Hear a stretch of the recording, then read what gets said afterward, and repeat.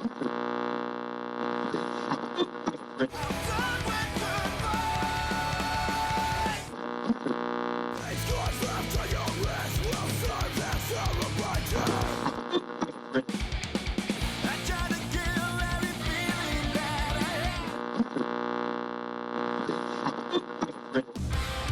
Blind is hosted by overly emotional dudes who overthink and overanalyze everything. Nothing the hosts say should be taken as medical advice or opinion. They're not professionals, and they're about to make that very clear. So just kick back and hang with them, because you've earned it. What's up, everybody? Welcome back to another episode of the Walking Blind Podcast, episode 53, the show where we normalize checking in on the homies. I'm Mike. That's also Mike. And we're back. We're here. First off, I want to apologize for our absolute murdering of names on the Wakanda Forever episode. Yeah. It's all Ty's fault. It really was. We'll blame Ty. Actually, it was, I think, you. My fault. Yeah. We kept... Yeah, anyway. Yeah, you know, we kept it rolling. We kept it moving because that's what we do. You know, we just keep going. Keep going.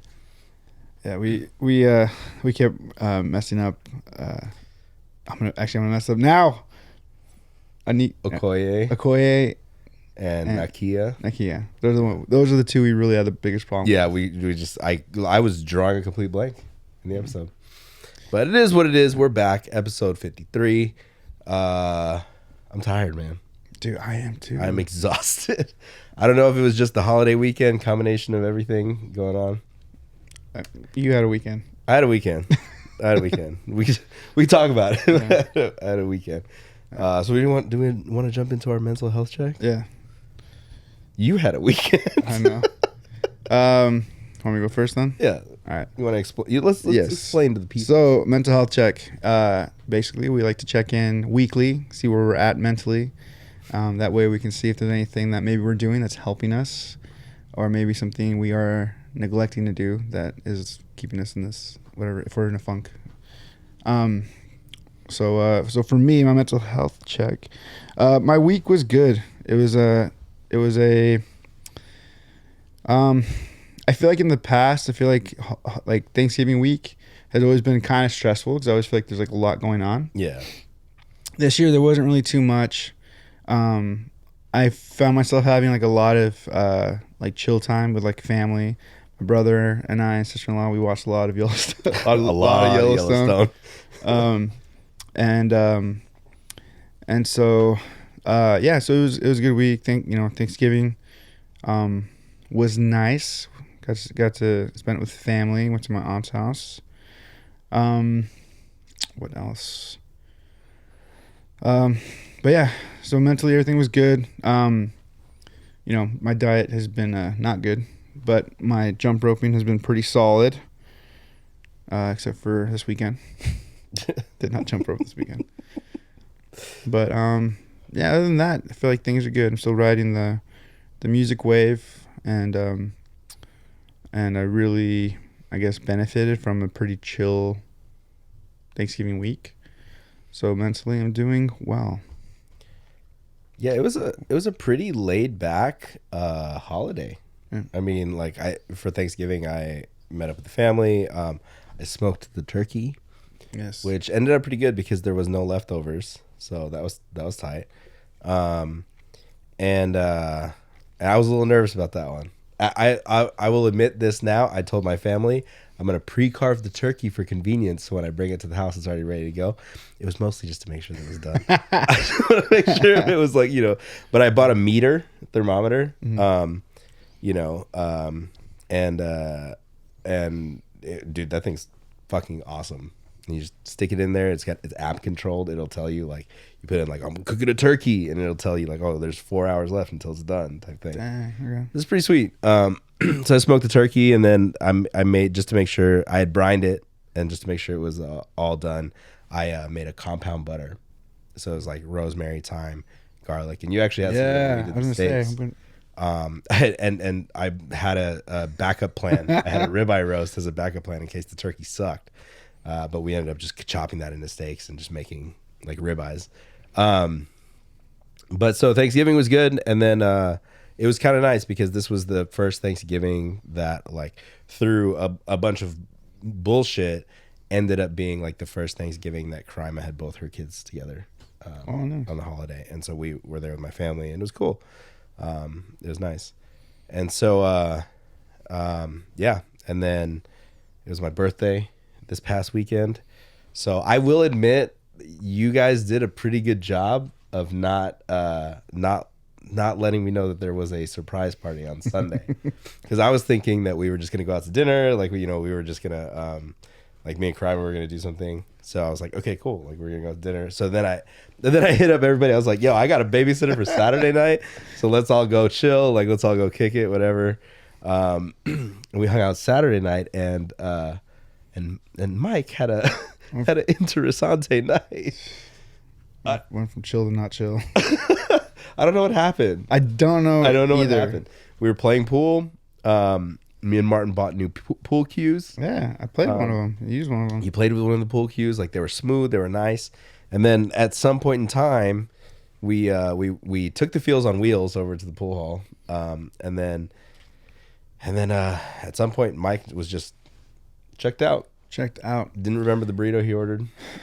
Part of me wants, as I'm going through that night, tried to go through that night. I know I was tired, but I feel like I've been way more tired when we've gone out and done stuff. But. Yeah, I think what it was is that you just recently discovered Palomas, right? Mm-hmm. And we were just making tequila and squirt, right? And I think that you were like, "Oh, this is delicious," and then you went a little hard on the Palomas before we left. So, possibly, and then Sunday we had the little surprise party here. That was rad. Mm-hmm. Thank you to everybody that did show up.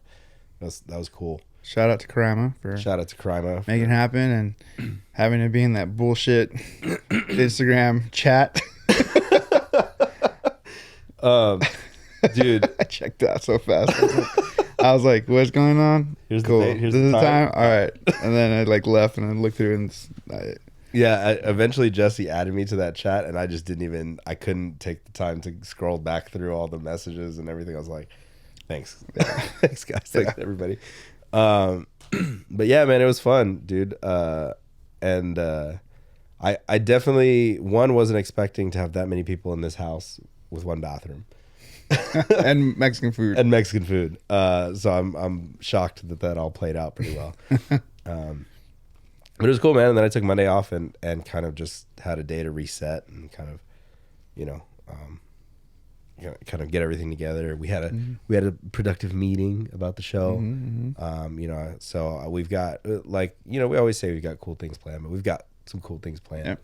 And I think it's definitely through the holidays and towards the end of the year is going to be a fun little change of pace for us. Mm-hmm. We do have a surprise for you guys coming.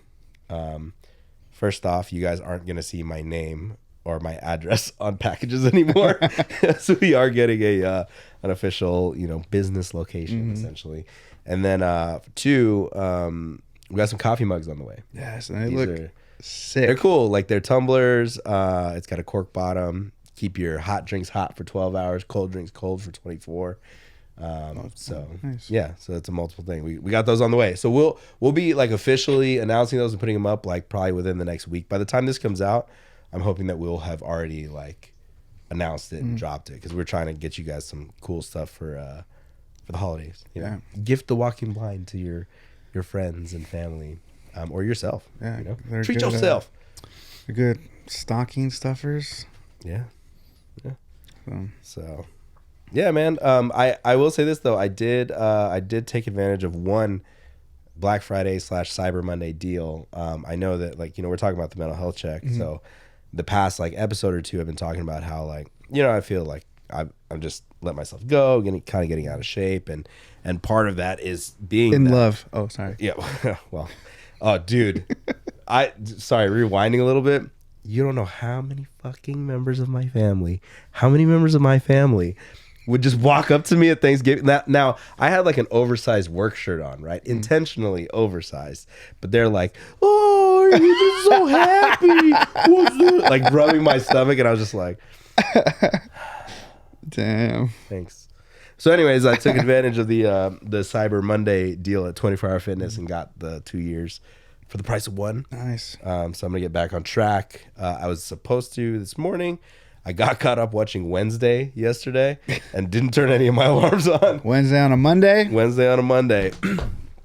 But yeah, so I'm and kind of like part of that is we do so much here at the house. Like this office space now is a nice little place to like kind of escape, and we do the show here. I do voice work here, things like that. Yeah. So this kind of separates from the house. But in the house with the gym and everything already in like the garage, like when I'm in the garage, I focus on all the stuff I should be doing around the house. So I need to just fully separate that. And that kind of like creating that work-life balance has been helpful. Good. I've kind of felt myself like things kind of falling into place and feeling a little bit better about things. So it's, you know, it's good. It's good. That is a quality gift. Quality. And I, you know, if you're interested, you and I talked about putting you on one of those buddy passes so that you could come lift weights and work out. What if I just turn into a monster? If you turn into a monster, you turn into a monster, man. Imagine Walking Blind podcast. You're just sitting here ripped, like you look like Andrew. And I just start wearing like loose, like noodly tank tops. The stringers, that just like barely cover the nipples. Yep, dude. I would pay to see that. But we have to do it before and after in the same stringer. Like you have to wear one now. Oh my gosh! And then wear one when you get ripped, or like one of those weightlifting singlets.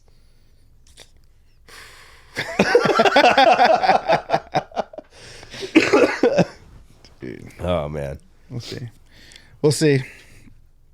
Yeah, if I would like to lift, but I don't know, just never get around to it. You gotta make the time, bro. Maybe this is the way. Gotta make the time. Maybe this is the way.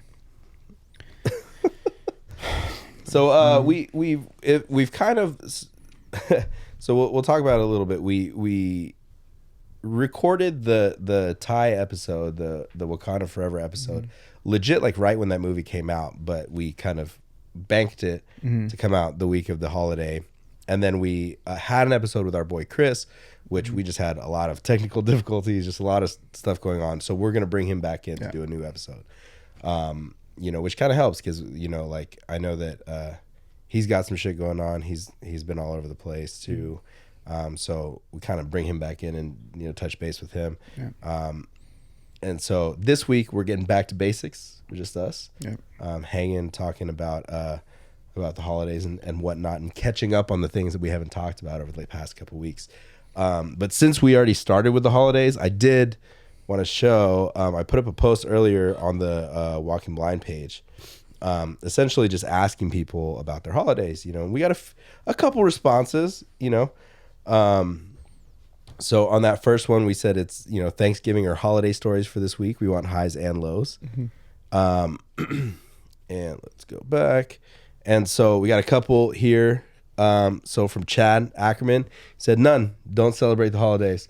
I don't know if he's telling us not to celebrate the holidays or if he's saying, you know, Chad, maybe you don't celebrate the holidays, but either way, nice. Yeah. Nice. Chris, who we were just talking about, said, you know, just be there for your loved ones. You never know what they're going through. True. Which facts.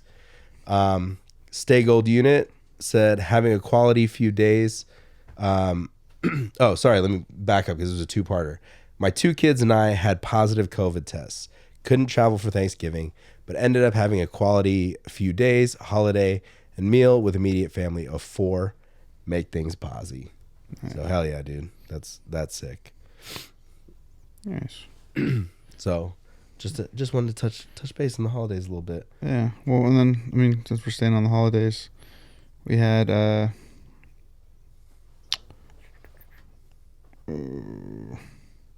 we had nothing. No, this was for because it was Thanksgiving. So I was just the question was, what are you thankful for? And Jolka wrote family, friends, and all the second chances. Okay.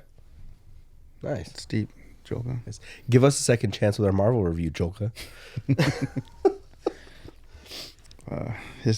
at some point you guys will see his quote as a T-shirt. Stay Gold Unit said, "My health, two beautiful children, or two beautiful, healthy children. After my wife endured 3 miscarriages." Wow.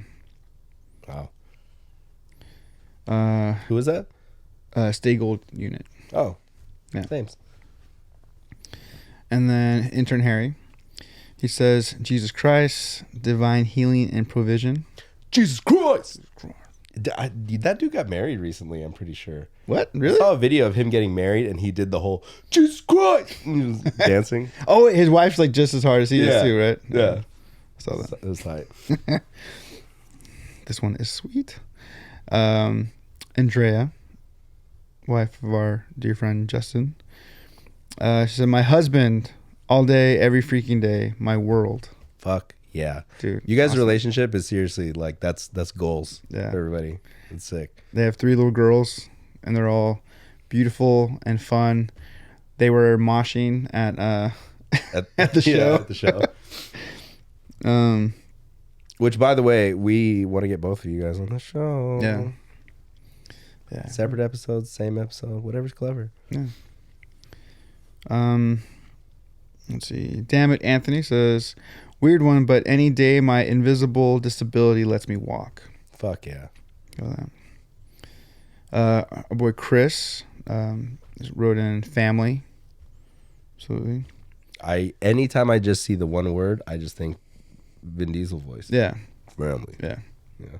I first split second thought about it. But you can have any beer in this house, as long as it's a Corona. what was it again? Ty. Sweet Ty. Family, breathing, sleep, warmth, and hugs. Hell yeah. And then our boy Andrew, who, I know he's just saying this to boost our ego, but he said, "You guys."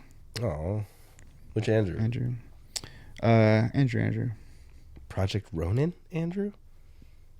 Big buff personal trainer Andrew? Andrew showed up this weekend and his biceps had like all these veins in them and shit. I was like, what happened to you? Dang. He's like, I've just been working out. He's like, following my plan. He's like, maybe if you guys would all follow the plans that I made for you guys, you would look this way too. We're like, Dude, he didn't strike while iron was hot. And then I found jump rope. Yeah, I think that's good for now. We have other one with just random stuff. Do we want to get to those later, the questions? Yeah. So I guess at this point it's kind of old news, but I think it's still worth talking about. So it's been like a week now, but last week Jason David Frank passed away, and it was due to suicide. And at least I don't know if you've heard anything recent. The last thing that I had heard was that they were in, I think they were in Vegas or something. Him and his ex-wife, and they had been having fights, like big fights. mm-hmm. And after I guess one of the fights, I think his wife or ex-wife knew. I think because he has a history of depression and things like that and suicidal ideations. She actually was the one who called police to be like, "Hey, you need to go check up on him." A wellness check. Yeah. Wow. And so, and they found him, but, like, I wasn't like a big Power Ranger fan, but I definitely watched it as a kid. I enjoyed it. I definitely watched the movie, and when it came out in theaters, not the most recent one, The original one. Like I remember this weird memory. I was talking about it now. I remember my uncle picking me up from summer school to go see it. Nice. Yeah. I was a big Power Rangers fan. I was very much like me and Andrew actually were both really big fans, and it was just like that perfect timing and that perfect era where like these toys would come out and like they're doing fucking martial arts, and they're also like they have cool biker helmets, like shit like that. Like the spandex suits. Never thought twice about the fact that like they're just wearing like basically a morph suit, like with no protection or anything like that. But But I like the idea of just like, I think, you're like, oh, dude, these are just kids, right? Like, I could do that too. Yeah. Obviously, couldn't do that too. Yeah. But and then I clearly remember I remember those episodes when the Green Ranger comes in. Yeah.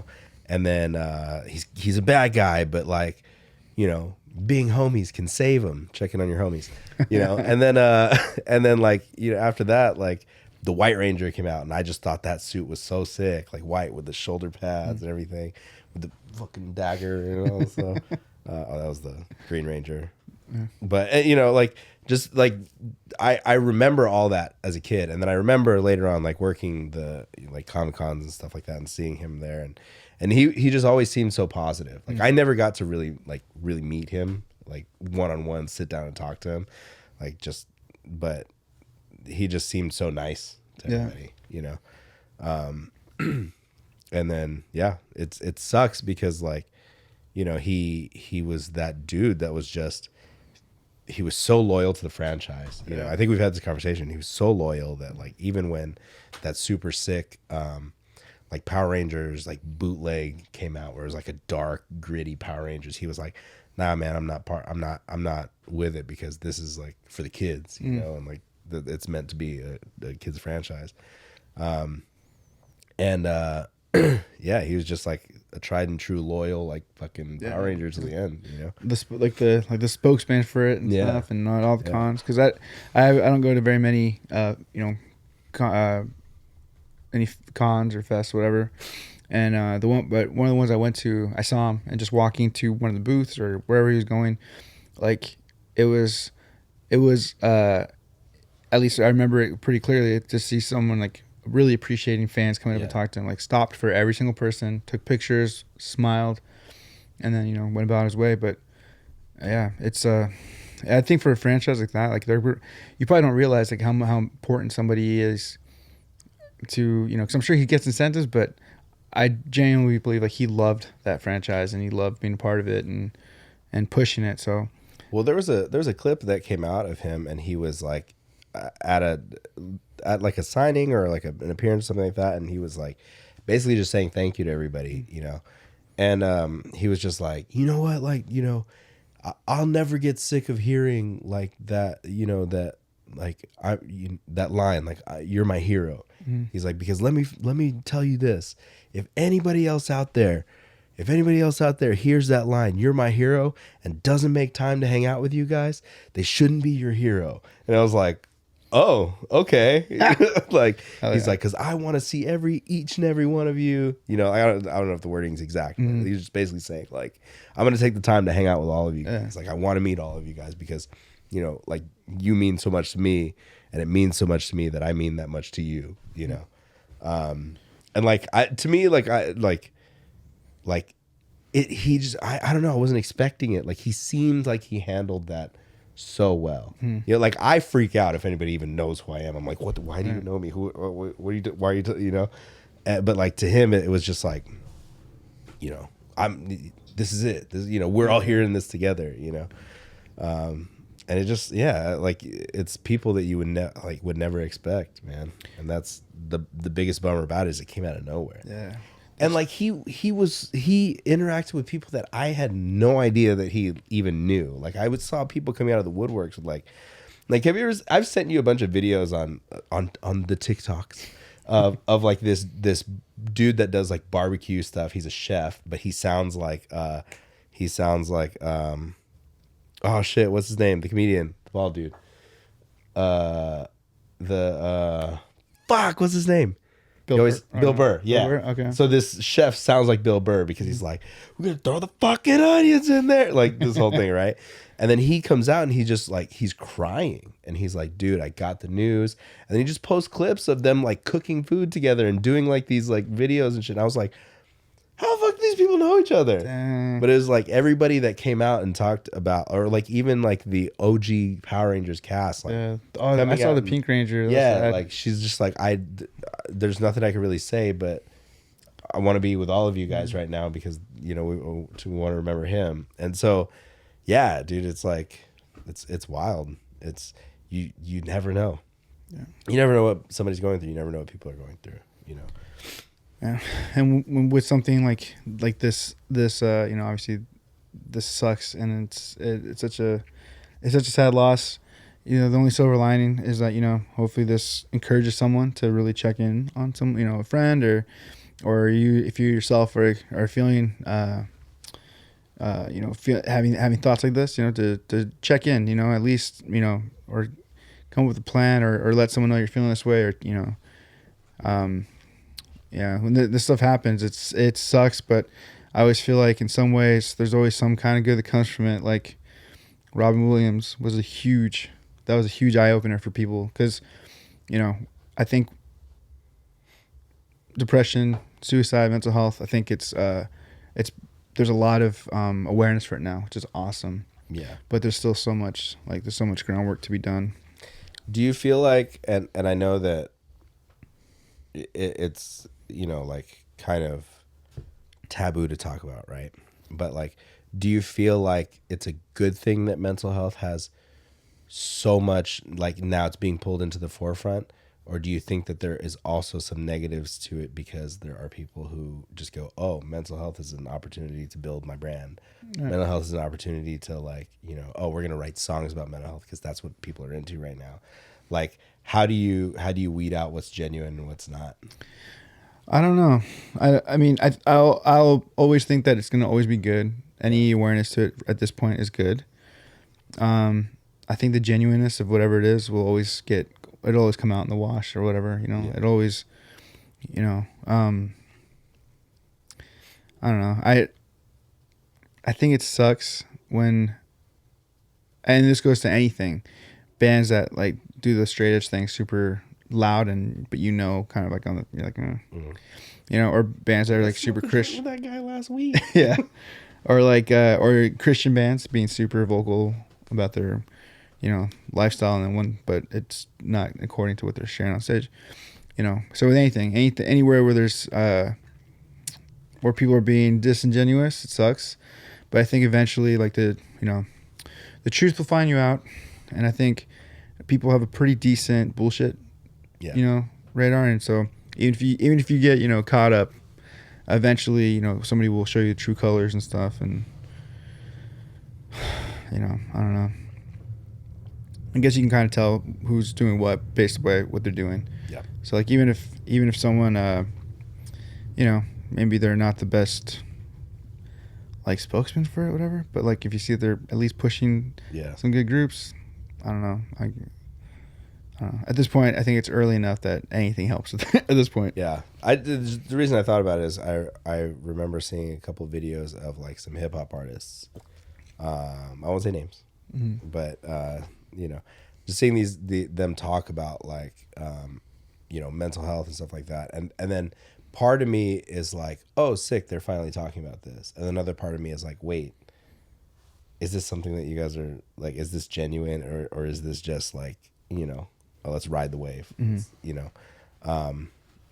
I truly think that it's something that's not talked about enough, especially in like the hip hop community and shit like that. Like it's, I guess we've had it kind of at the forefront for a long time, and like, hardcore and like punk rock and emo and stuff, because it's always been like very real and very raw and very emotional type thing, but seeing it come up more in like pop music and hip hop and like rap and R&B and stuff like that. Like it's definitely like, oh, this is a good trend to see. And then we're seeing a lot of exposure like with the industry and stuff like that too, about how they just like to basically bend everybody over and fuck them, like literally and figuratively.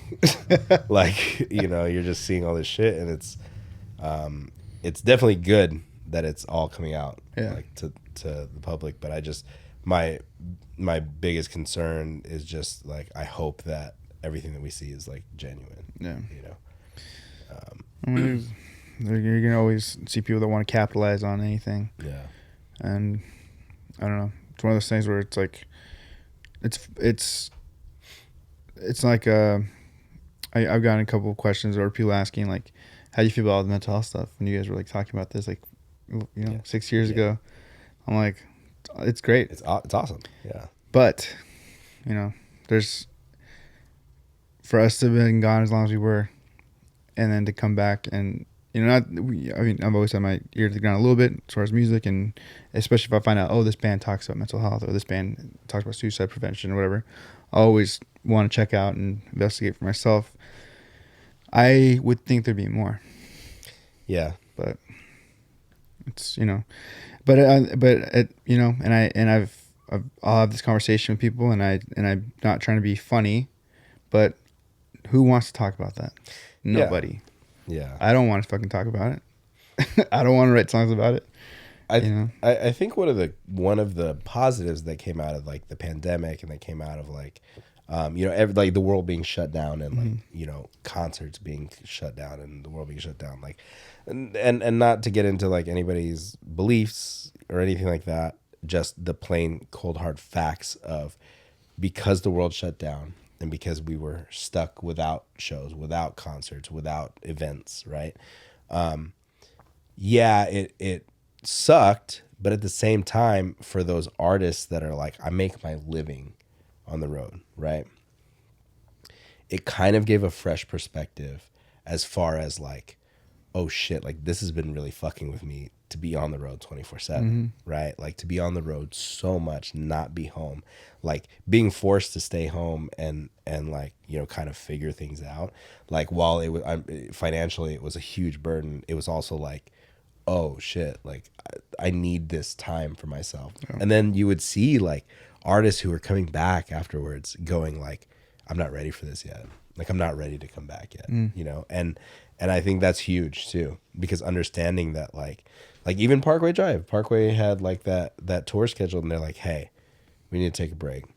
It's not because we're breaking up. It's not because the band is over, but it's because we need it for ourselves, right? Kind of like we've talked about too with NBR, like had the van accident not happened, had you guys not had everything kind of shaken up for you, like it was probably bound to be in the path, going down a path where you're like, all right, we're done. Fuck this, in like a more of like an implosion. Yeah. Versus, okay, we need to take some time off. And that just became a way longer hiatus than anybody expected, but it was necessary. Yeah. And it was on our terms for us. Yeah. I can't imagine what it would have been like. Like I try to put myself in the mindset of when we were going for it, and that's all we cared about, and then to have to just be told to stop. Yeah. Like forced to stop. I think, actually, no, I don't know. I was going to say, in a weird way, I feel like MBR would have been one of the first bands to like we would have been like one of that band that like would have still been touring like a month into the lockdown. Like we'll just play outdoor shows. Yeah, you guys stay way far away from us. It's like we're stuck on the East Coast. We got to play some shows. Go back. No. But yeah, and I think it was good because like a lot of times and I'll speak for myself as an artist and who got to travel. When you go on the road, it's very easy to run from whatever you're dealing with and not have to deal with it at home. And so I think for a lot of people, not just in music, but, it kind of really forced them to really have to be with themselves and really, realize like, oh, shoot, like I've been doing, like you see so many people come out of the pandemic and they're like ripped. Yeah. People come out of the pandemic and they're not ripped. One of the ones that came out not ripped. Yeah. And then, sadly, there's some people that didn't come out of the pandemic, Yeah. And there's the ones that we just know about because it's just we're in the scene, and those were hard. And it's like, we don't, there's many more that, not even COVID related as far as COVID being what took them. Suicide was massive during the pandemic, and that's something that we are still getting numbers from. Well, there was a lot that was at an all-time high, right? Like, wasn't domestic violence at an all-time high? Like suicide, depression, anxiety rates were through the roof. But also, in a way, open those doors for that mental health discussion, because you're like, hey, let's talk about this because I'm feeling real sad and I'm fucking alone right now. Like, what do I do? for us, it came into a podcast. Yeah.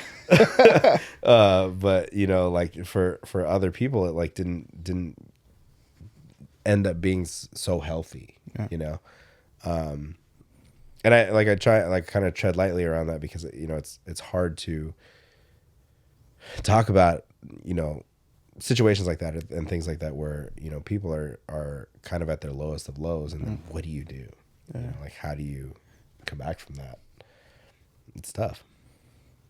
Yeah, it's gonna be interesting. Like we're still in the early stages of coming out of this like recovery. Yeah. Yeah. And even still, like, dude, even China's on like these crazy lockdowns. Like, well, China is rioting right now. yeah, like I was watching videos of the transports that held like the isolation units, yeah, right? Like, and just lines of these like boxes, basically, where like if you have COVID, we're gonna isolate you in these. And I'm like, fuck, this looks crazy, dude. Like, this is, I haven't done enough research to understand. I don't understand why is it breaking out so much more in China all over again. Like, like why a place where I thought they were doing a really good job of like, yeah, abiding by rules and stuff. So it's probably something I need to get more facts on before I really talk about it. But just the overall thought of like what happened in China, and like avoiding all of the like, well, it was made there, or well, because it started there, like avoiding all that, like what's going on in China that like it seems to be the rest of the world has like adapted, and kind of whether it's vaccinations or herd immunity or whatever you want to call it, whatever has caused that, it seems like to us, from my perspective, and this is from working in healthcare, that it's become more like the seasonal flu at this point, right? Like, it's not as severe as it was in the beginning, but like, what is it about the strain or the version of COVID that they have in China that's causing like basically pandemonium? Yeah, right. I don't know. Maybe the ground zero. Maybe they have something new, something crazy coming up. Yeah. So I don't know what it is, but that's why I'm trying to get COVID. For what it's worth, you've been trying to get sick and like in the most respectful way the whole time, just so you could get it over with, and you still have not yet. Like, because at some point I'm gonna get it, and then I'll probably get the gnarlier one. But I don't know. Yeah, but I still hold to I got this in 2019. That makes sense. Right at the end. Yeah, right at the end. But you're blood type O, right? Mm-hmm. Yeah. So, but yeah. It's gonna be really interesting to see what the world looks like in the next 5 years. Yeah, and once we've been able to get past it, we might, who knows? I've been hearing whispers that we might get another lockdown, or we might get. So to me, like, what I'm most interested in, if I'm being honest, like right in this moment, is how the kids who were born during the pandemic, who never have had the opportunity for social interaction, to be kids. Elliot, for example, like, he's a COVID baby, right? Mm-hmm. And you can tell, like, there's moments where he just, like, his social skills are, like, not fully there because he's not around kids all the time. He's not around, like he's cool for a little bit, and then he'll just like, nope, I'm fucking done with this shit. And then he's like, no! And just fucking, So I really want to see, like, the kids that were born in the pandemic, what are their coping skills going to be like? What are their, what's their mentality going to be like as it moves forward, as he gets older, definitely an interesting little case study. Just journaling every day. Yeah. Day 742. All right, so now we'll move on to something a little more upbeat. Yeah, let's bring the tempo up a little bit here. So Disney fired their CEO, Bob Chapek. Mm-hmm. There was celebration in the streets. And they brought in Bob Iger, who was there before. Yeah. And the big thing that I've been hearing is that he's been brought in to broker the selling of Disney to Apple. Wow. Yeah. And so that's kind of like from hearing the big thing. But, I don't know, obviously details, just from the stuff that I did kind of hear about, or that I got to see just being a fan of Marvel, like his handling of Scarlett Johansson, how instead of just like they broke under when he was the head, like they broke the contract of what she was going to do, how her Black Widow movie was going to be released, how she's going to get paid for that, and they broke the contract saying it's just going to go through streaming, right? And so the money was off, and instead of trying to work with her behind the scenes, his approach to it was a smear campaign. Yeah. And saying like, oh look, she's this is a millionaire actress complaining about money. Yeah. And it's like, dude, it's a CEO wild, of Disney. Okay. So that was handled, horribly, and he just the structuring, like from what I've been hearing, he was putting a lot of his friends in like positions of power, just basically hooking up friends that had nothing to do or any understanding or competence of the right. Just put them in a position where they can cut a check. Yeah, like collect a check. Like one of your cash cows is Marvel Studios, which is Kevin Feige, and instead of rewarding him for everything he's been doing, they put more people above him. Yeah, put more things more loops he had to go through. So on that side, it was kind of the little that I did see or hear. It was frustrating. From the park side of it, I don't really do Disneyland that much. I've gone, but yeah, and so. Last time I went, it hurt my wallet. So, I'd like for any, know. Well, and a lot of people have blamed Chapek for prices. He got rid of the passes, I think, or how they work. Fast pass, yeah. Yeah, he got rid of a bunch of stuff, up prices on a bunch of stuff.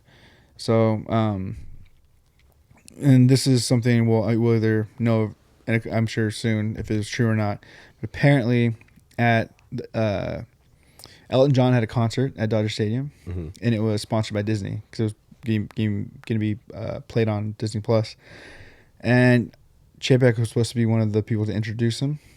Well, that day is when they told him they had been fired. And so I guess a beat writer for Disney or someone, whatever, obviously knows who all the execs are, and said that he could see them kind of getting the news and then like reacting, like people like hugging. Like he said it looked like relief for some people. Oh, like out of joy? Yeah. Oh, I thought it was like, oh fuck, we're losing our job. Yeah, no. I think the people that got fired, they bounced. And so the people that were left were like celebrating and stuff. And so yeah. And my brother showed me a post of someone that we know that I don't know what his position was working for a Disney company, but he was very happy to see him leave. I kind of want to go back to what you said in the beginning. Like there's talk of him brokering a deal to sell Disney to Apple. Am I tripping, or is Apple a much smaller company than Disney? So I don't know, whatever the fact, like, so Disney is something like $200 billion to buy. Yeah. Which is, who has that? Insane. Yeah. Well, apparently Apple has something like 12 trillion. What? Something crazy? Something because of what? Because of iPhones and yeah, I guess so. And computers, and I mean it's not because of their streaming service. It's I guess Apple. Okay, sorry. iTunes. It's much less than that. They're only worth 2.25 trillion. Trillion. How? Everything runs on Apple. You think about like a. I mean, don't get me wrong. I have Apple like basically fucking everything, but like only because like it helps my productivity. Like I literally like I tried explaining this to somebody, and the best way that I could say it, which sounds vulgar, is like I write a lot, like ideas, notes, and everything like that. I could sit on my phone and take a shit and write, and then when I'm done, wash my hands, go to my computer, and pick up right where I left off. Yeah. Because I have this whole ecosystem set up now with Apple. And I've just been using Apple products since 2007. Yeah, since after... What is that? What am I looking at? It says it takes about 11 Disneys to amount to Apple's 2.7 trillion market cap. 11. 11 Disneys. And Disney's at, well, I just saw it was like under 2 billion. But so wait. Is this just Disney proper, or does this include Fox? This include Everything. Yeah, Disney. It doesn't add up to me. One Disney's 172 billion. And Apple is... This is why this is why I believe that there's so much shit going on behind the scenes that nobody tells us about, right? Like, I mean, okay, so we're on what, iPhone 14, and you figure it's like a fucking $1,000 for every phone, and then how many do they sell? But like, yeah, just think about yourself and how many different chargers you bought your own. How many iPhones have I had? headphones, Yeah, you know, and that's just you, one person. yeah, but I don't know. Maybe I'm underestimating like the global device market, but I would think that is also right. Like, there's got to be other things that Apple has their hands in that I'm not considering. Well, dude, airports, companies, entire companies, you know, infrastructure. I'm sure there's some kind of Apple technology and new infrastructure and how stuff's made. I mean, like literally everywhere. Anyone who has a business but hold on, wait. So Apple is worth 2.7 trillion, 2.25 trillion. 2.25 trillion. How much is Windows worth? Like, how much is Bill Gates and his Microsoft? How much is Microsoft worth? I guess 4.3 billion.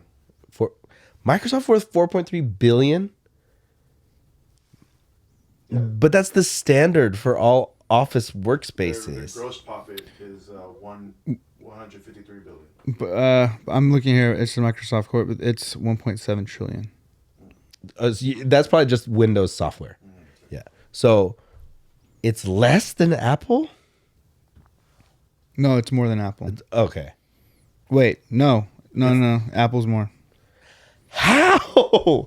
This doesn't make sense to me. Oh, well, dude, I feel like more people. Well, for one, more people have. I would think more people have iPhones. One, just an iPhone game. Okay, phone game. the iPhone game, yeah. I completely understand that. Like, iPhone has just dominated the smartphone market for forever now, right? But every office you go to has gaming systems. That's Microsoft, or the Xbox, Microsoft, Sony. Like, Apple doesn't have a gaming system.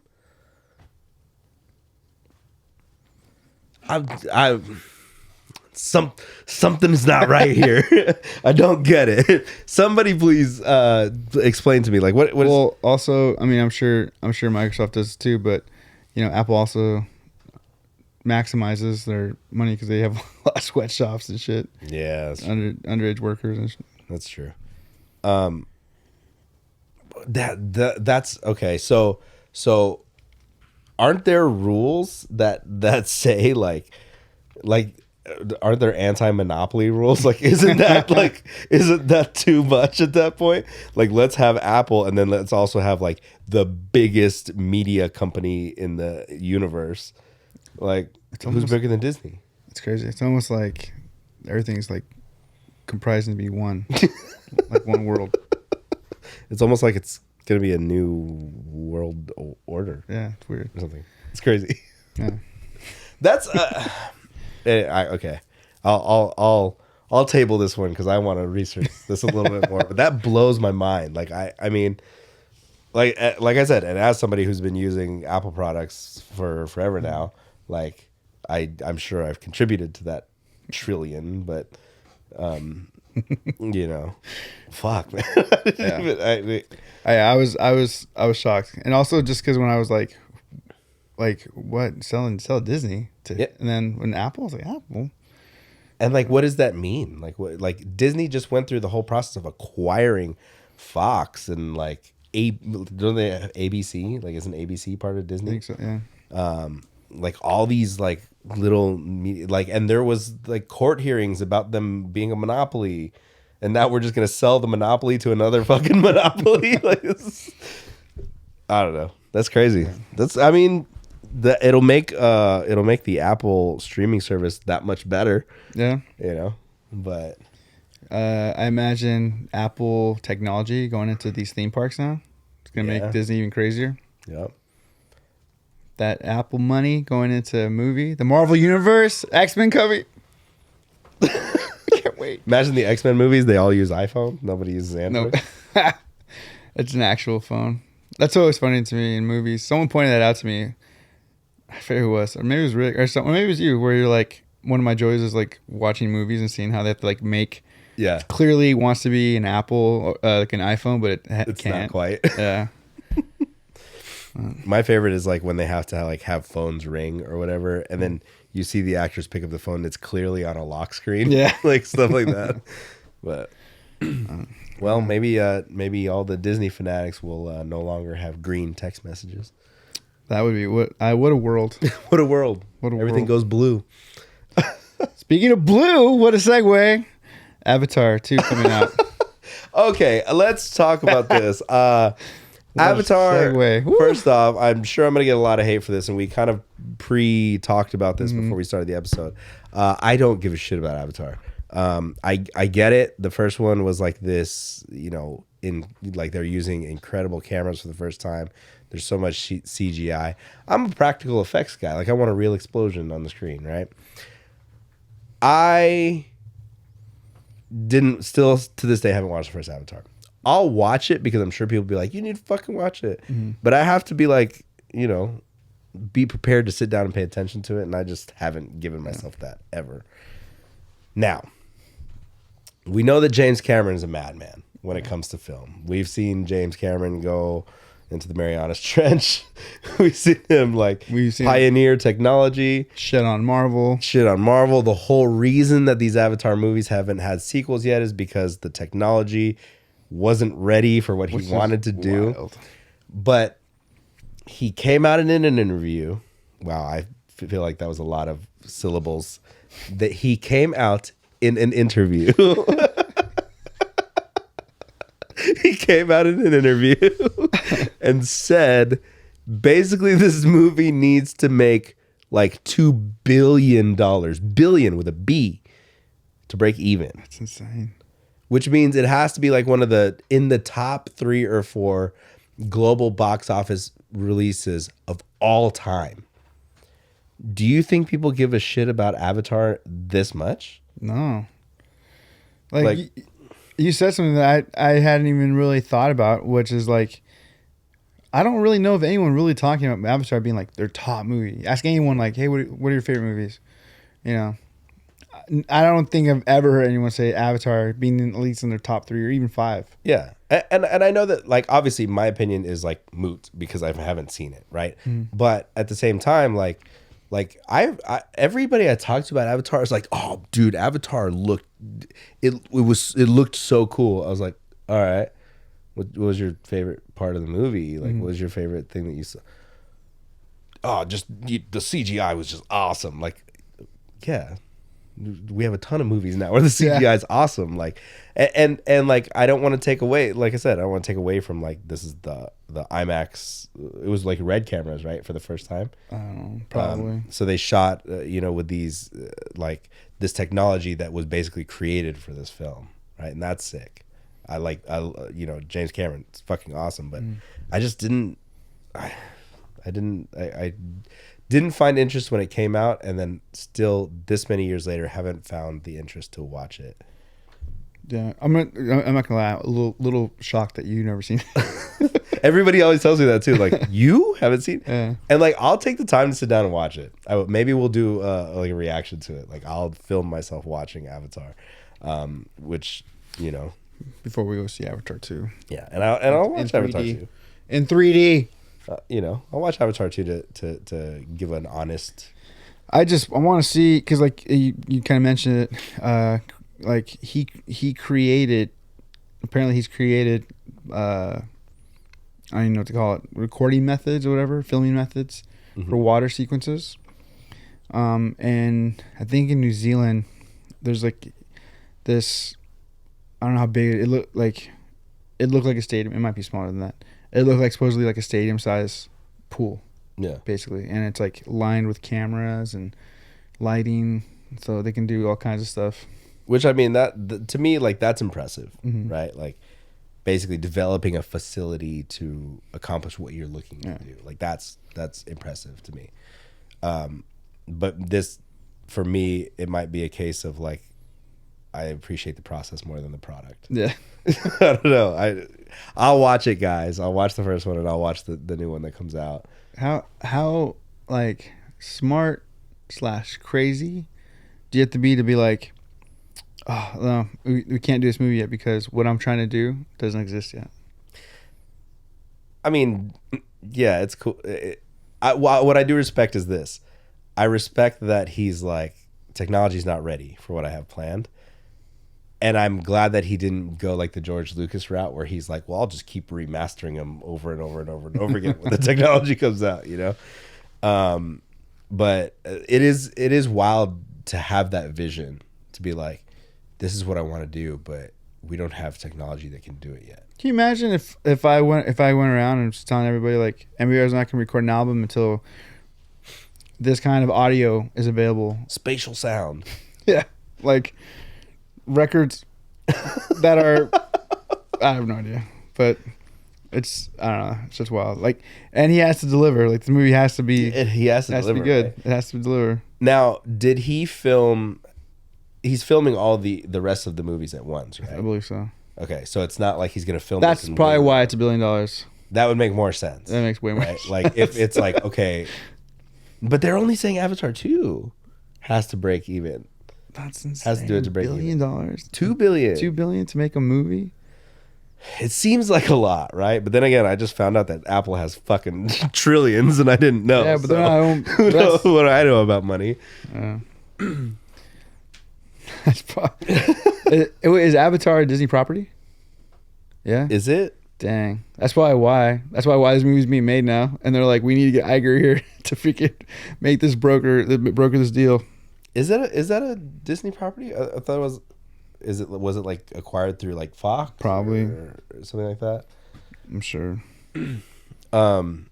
I don't know, man. I just I'm curious what you guys' thoughts on Avatar. Like, is this something that you guys were like, okay, what was your initial reaction to Avatar, right?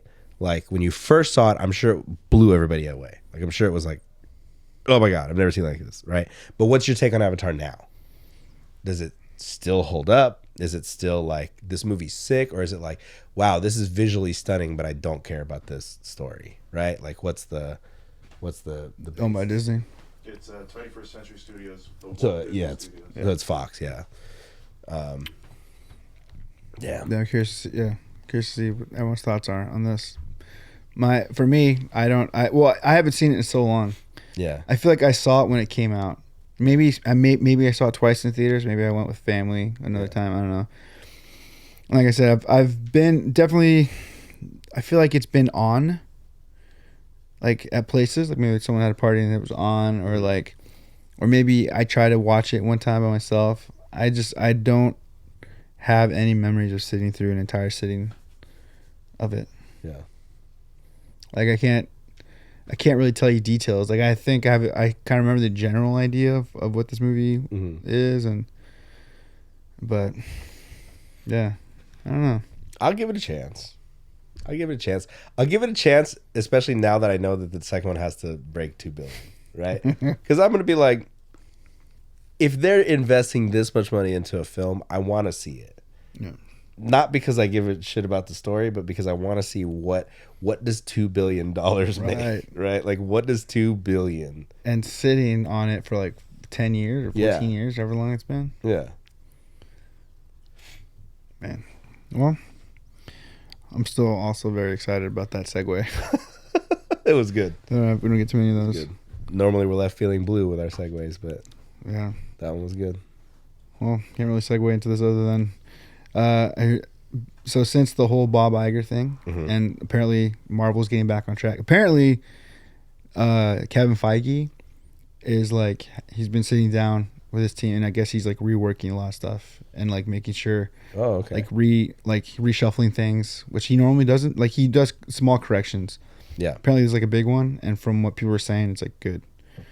Do you think that because over the last few Marvel movies, while like each of them has had their like, you know, each of them has had their like cool moments or cool points or things that you're like, oh yeah, that was rad.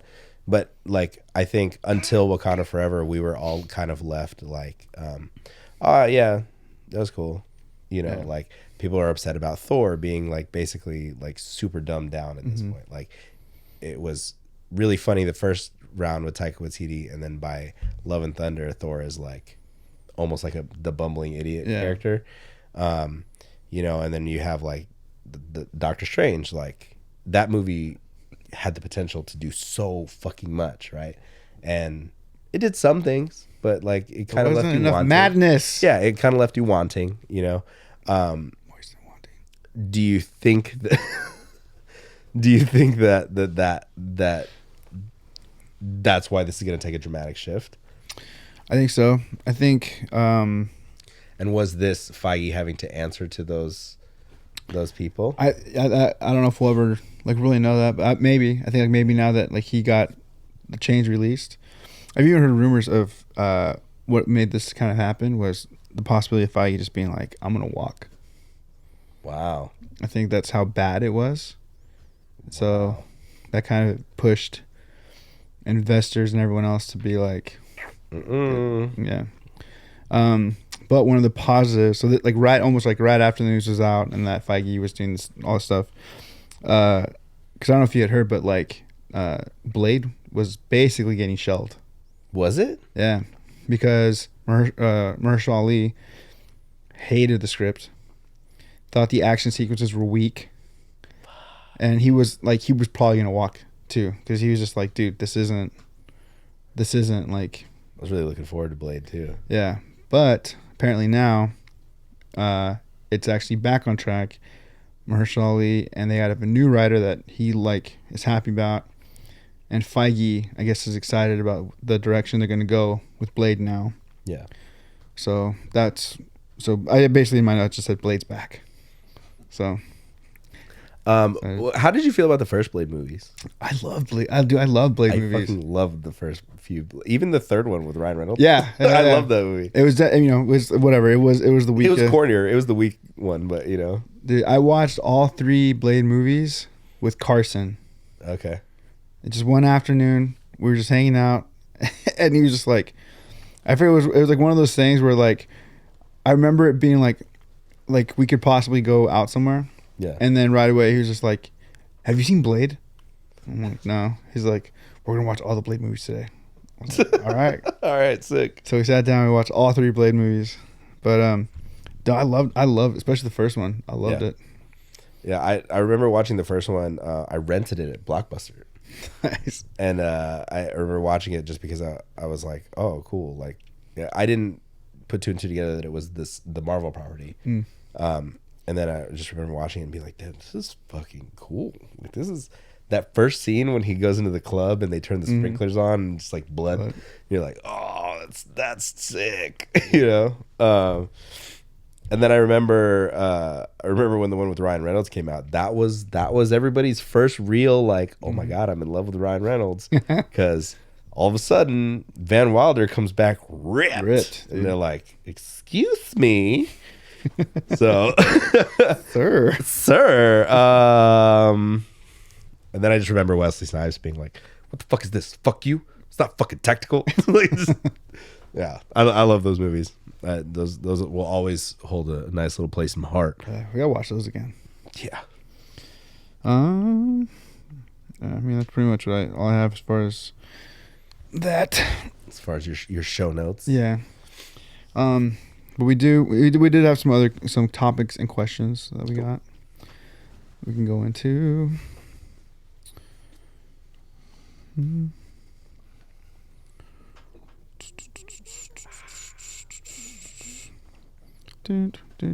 Okay. Pink shirt, pink drink. All right. So, For those of you wondering, it's a Trenta passion tea lemonade with 4 pumps of the liquid cane syrup and 3 pumps raspberry. Liquid cane. Liquid cane. Sugar. Yeah. It's just sugar. It's just sugar. Can I sit in that shower? Chair. I knew a kid named Shayar. Shayar. Yeah. And the last his name was Chair. So your name's Chair. Your last name is Chair. Tyler Haas. Wait, sorry. Before I forget this, I saw a post today. So apparently Volkswagen Italy has a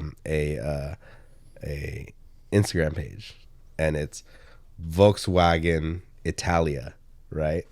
But when you see it fully spelled out, it looks like Volkswagen Genitalia. And somebody was like, please never change your name on Instagram, Volkswagen Italia. Amazing. That's my 2 cents. All right. Tyler Haas, 007, writes, when is the next Burner State show? Next year, I would imagine. We were trying to get something for December. I don't think it's going to happen. It feels like it's way too short notice now at this point. Yeah. Our boy, Raw, says, are you guys ready for the wedding? Absolutely. Yes. I have your invitation hung up on my fridge inside with 2 magnets so it doesn't fall off. I'm putting a plus. Did you see it? I'm putting a. I'm putting a +1. Volkswagen Italia. Dude, it looks like Volkswagen Genitalia, 1,000%. If you guys get a chance, look up Volkswagen Italia. That's amazing. So good. That's so good. But yeah, Raw, go ahead and put me for +1. I'm manifesting. Yeah, put him for a +1. We're gonna find him a date. Put it out in the world. Should we do a walking blind competition for who gets to date Mike at Raw's wedding? Ooh, dude, we'll auction it off. All right. Intern Harry writes, what does the dream walking blind studio look like? Oh, don't get me started on this. This is So, ideally, the studio would be broken up into multiple sets and locations because we've got other stuff that we've had kind of in the background that we're working on. Ideally, walking blind would not be a couch situation. Yeah. It would be a table to hide our guts, but the table would be built. And I think I've talked a little bit about this on the Ryan episode, or maybe that, I don't know if that was before we started rolling. But essentially, I want to have almost like a V-shaped desk where like I'm on one side and you're on the other, and we can actually make conversation instead of having to like awkwardly turn towards each other. But then we can feature our guests in the middle and it still be able for us to all like talk, right? You know, and that would have like the multiple camera angles, you know, maybe a cool backdrop, you know, and just kind of like outfit it and personalize it to like, you know, your side of the set is personalized to your interests and your likes, my side, you know. But then just also being able to have like a hub for like, we walk in, we can do walking blind here, we walk out, you know, we got another couple YouTube shows, maybe featuring Ty, you know. There are a couple other things that we're gonna do, like we got the the workshop, you know, where we're gonna be breaking down the lyric videos and talking about song structures and things like that. So ideally, a place where we could walk in and not have to rearrange our entire lives to make things look different, like just have different set spaces. And then also like have a space, like a common room area where we can all chill, hang out, maybe pool table, things like that. And then also our different various like editing areas and stuff like that where you can kind of separate yourself and do what you need to do. Get Jesse a more comfortable chair, because a lot of times he doesn't look very comfortable in the chair that we've provided for him. You know, things like that. Yeah, so I was just thinking of a space and having rolling backdrops.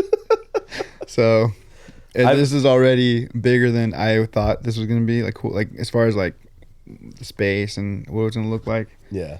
But yeah, I remember when you shared me the warehouse theme, and Yeah. I was like, wow. I was like, that's awesome. My goal is like, and this may sound dumb, but I was actually talking to Andrew about this. My goal has always been the Adam Sandler model, where like it would be really sick to just bring all my friends together and then like kind of pull shit together for everybody, and then just kind of like, okay, cool, we did this, now let it be, you know?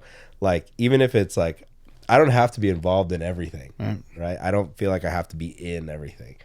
Like, I truly think that like I feel like a lot of my friends and a lot of the people that we know are like some of the low key funniest people that like undervalued and underrated, you know, for shit like that. And just I like the Adam Sandler model of like, oh, we need a cast, let's just fucking bring in all our friends, you know.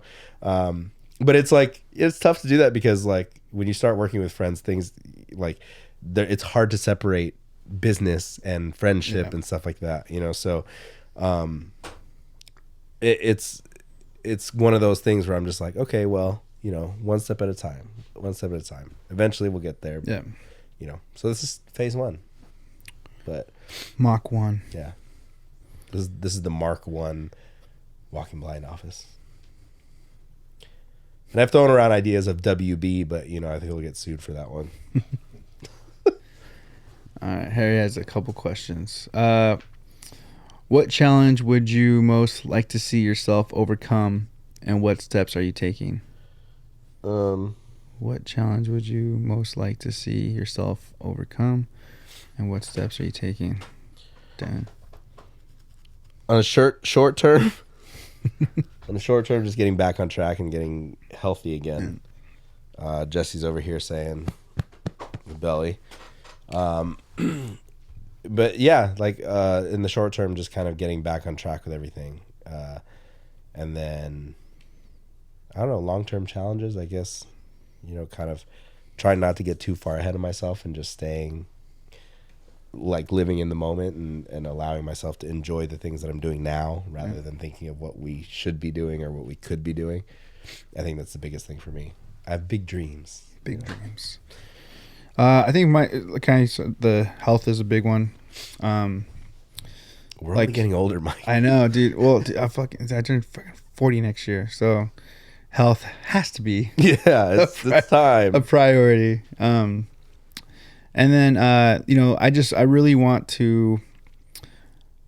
I've like come to this like place where, you know, when I feel like if I'm doing something, like my time right now, I just feel like I can't waste time.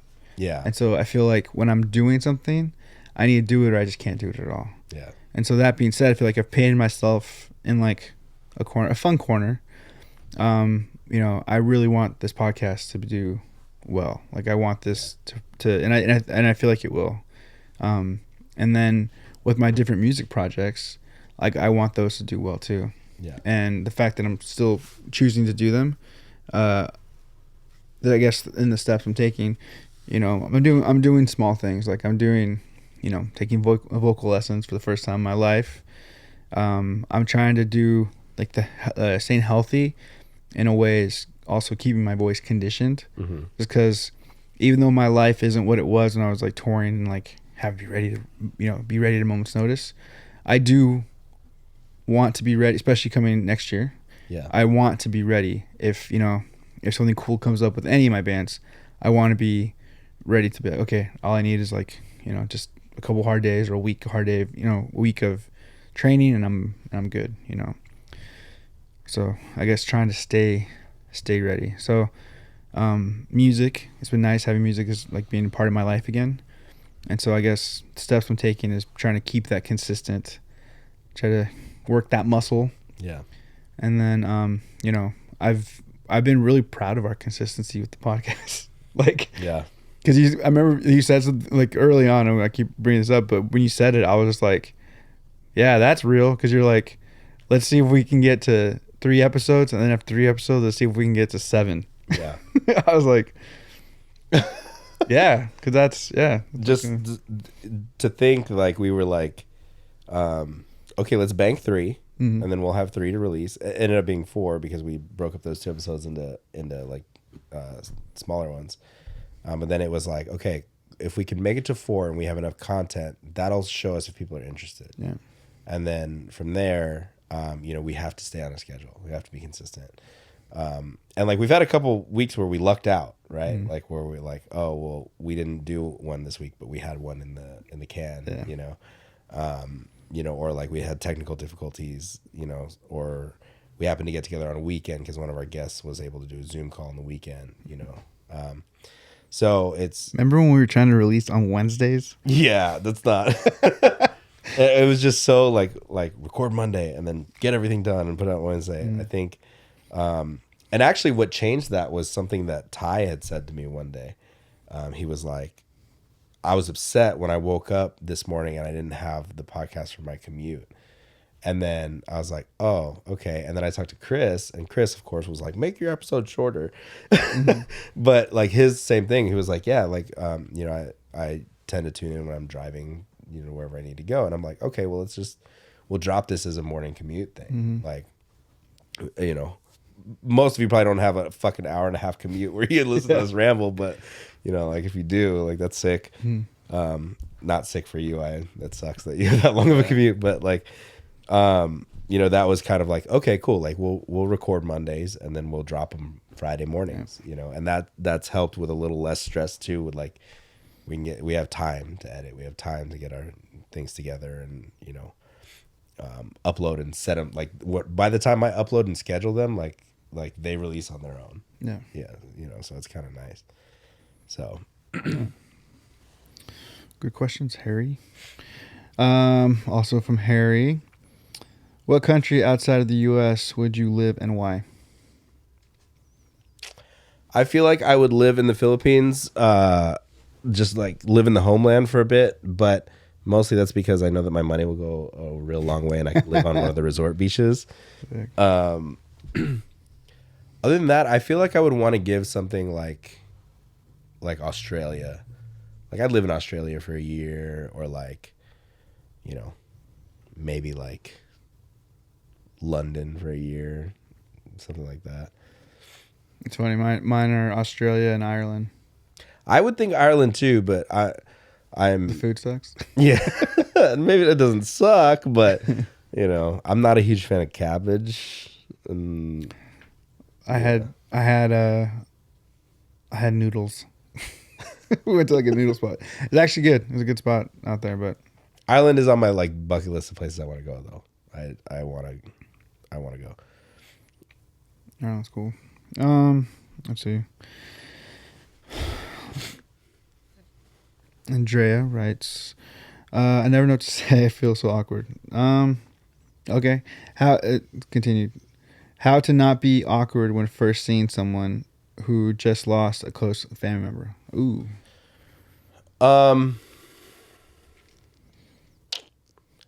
That's tough because I think it depends on your relationship with that person and how well you know them, right?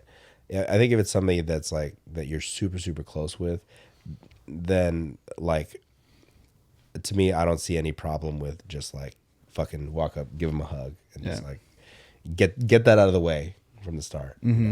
Other people, if your relationship maybe isn't that close or isn't that tight, I would, kind of just like, to me, like I never want to be the center of attention. So I'm like, just treat me normal. No matter what the situation is, just treat it normal. And if we end up talking about things, we end up talking about things. Like one of the things that I have always hated, like even at like funerals and stuff like that, or like let's say a family member passes, like everyone coming up going, I'm sorry for your loss. I'm sorry for your loss. I'm sorry. Like we're all here for the same reason. Yeah. We don't need to do any of this. Just, hey man, it's good to see you. Yeah. That's just keep it as simple as possible. That's me. I don't know. Yeah, I think that's good. I think, like you said, when in doubt, obviously it's depending on the relationship, but when in doubt, even just going up to someone, hugging them, you don't have to say anything sometimes. Yeah. Sometimes they'll be the ones to say something like, thank you for coming. Like they'll, but I think just saying, my when in doubt for stuff like that is just like, it's good to see you. Yeah. And then sorry, it's like this, but it's good to see you. And then after they've talked, then you can, from there the conversation can go however. But I think in times of loss, I mean, you gotta there's nothing you can say. There's nothing. There's no right answer. Nothing you're gonna say is gonna automatically make like them feel great. It's like no, they're grieving, and so the best thing is just to be there for them. Mourn with them, and yeah. And there's definitely going to be those people who just like, I don't want to talk about this right now, and just respect that. Yeah. They don't want to talk about it right now. Just, let it be. Just kind of go about life as you would if you guys were just hanging out normal, Yeah. But yeah, that's tough. Yeah. I feel like there's, I think anyone who's not awkward with it either has like amazing people skills, or they've sadly been through this a lot. Yeah. I feel like, yeah. Or they're trained. Yeah. Yeah, my brother and my dad. Yeah. And my mom too. Ministry and like outreach and even like secretarial positions, things like that. Like you get a lot of on demand. Like my grandmother was like the church secretary for my grandfather, and she was such a champ at handling things like that, so yeah. We got to get, I think, I can't remember if we talked about it on the podcast when we had my brother, or I feel like maybe he's just saying on the podcast, but just how, the difficult task of like, when you're a pastor or a chaplain and you're in a hospital, when you get called to a room, it's usually for... I think he told that story when they're like, why did you do that? Right? Like, yeah, somebody called him out, like, why are you saying those things? Yeah. Because that's what I think I'm supposed to say. And he's like, nah, you Yeah. don't say anything. It's like, it's disingenuous, Chris, our boy Chris, says aliens. What about them? I have my thoughts. Do you believe in aliens? I believe in like basically divine entities and spiritual realm, things like that. So they're not of our planet, or they're not of our world, basically, right? Mm. So in a sense, I do believe that there are beings, or whatever we want to call them, that aren't from here. Okay. I have a really hard time thinking or believing that something with the ability to travel to us or get to us. I also have theories on that, right? But for them to not come and want to come and like take over, people are like, oh, they come and they're helping. It's like, really? Yeah. Why? Or like, why not be a bigger presence then? Why keep your why keep your existence a secret? It's like, oh well, in fear of they get hurt. It's like, well, if you are able to travel dimensionally and do all this shit, you're worried about what we're gonna do to you. Mm-hmm. You know what I mean? I don't know. It just seems. It seems I don't know. It just seems. Let's just say silly. It's silly to me that like if they do exist and the way that people perceive aliens, that we're not. It's not just common knowledge, and they're not helping. They're not leaders in our world. Yeah. Or helping our leaders in the world in a way that we can see. So you don't believe in the reptilian alien ideal? No, not in that way. I do believe in like other forms of just like fucked up genetics and things of that nature. So I believe in aliens, for what it's worth. I also believe in space. Mike doesn't. Yeah. True. All right, last one from Lucy.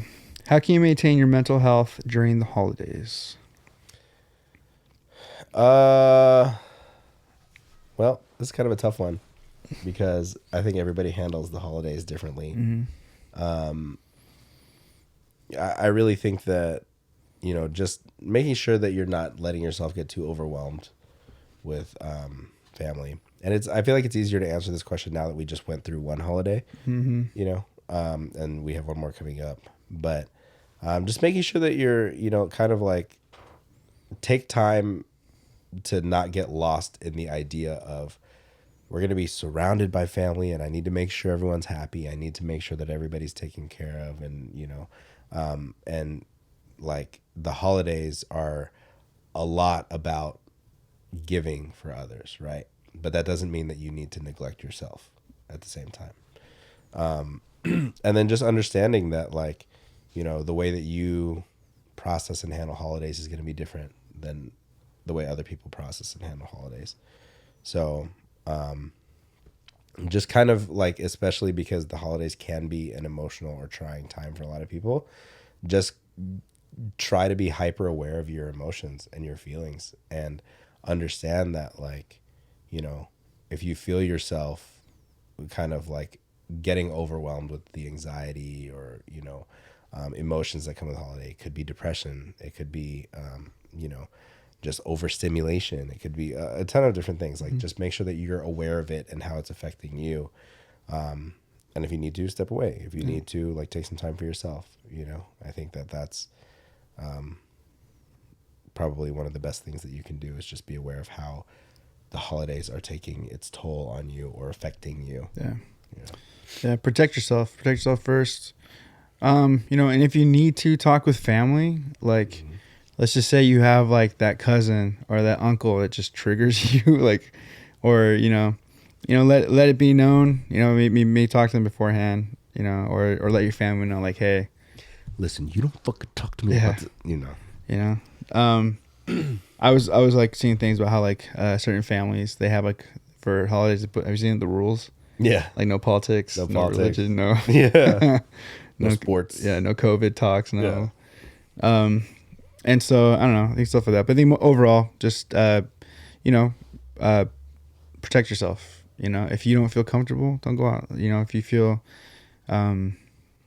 if there's something that, I guess, don't put yourself in positions where you feel like you're going to,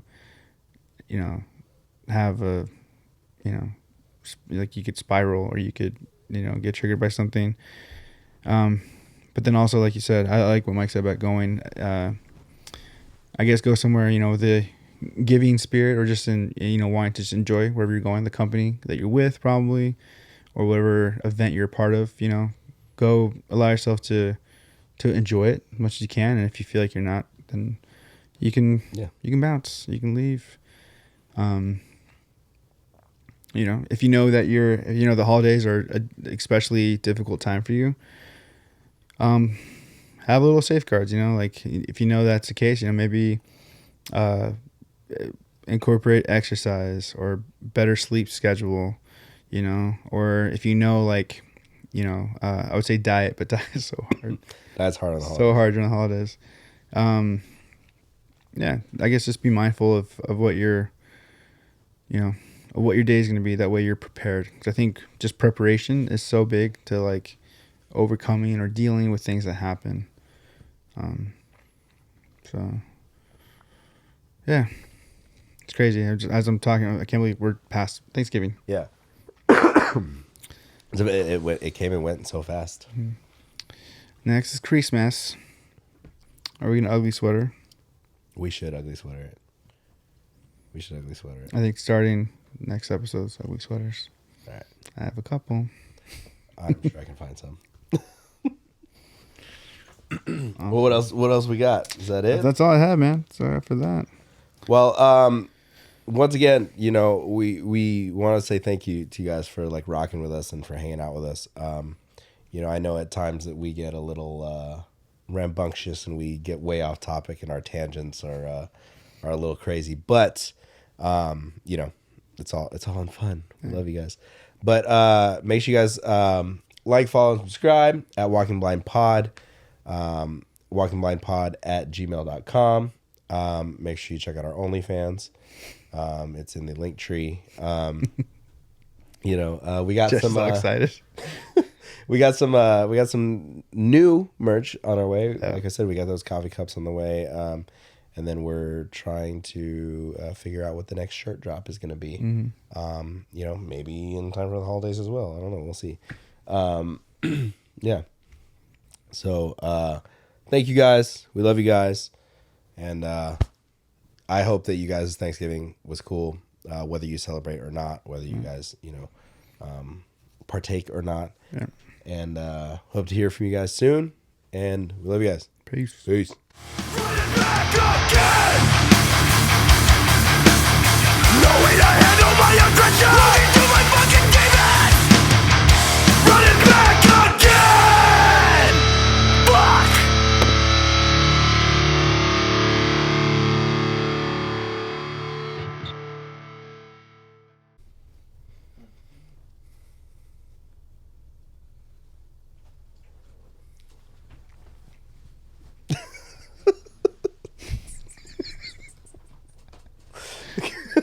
Errors you don't see. All right. And 5, 4, 3, 2, 1.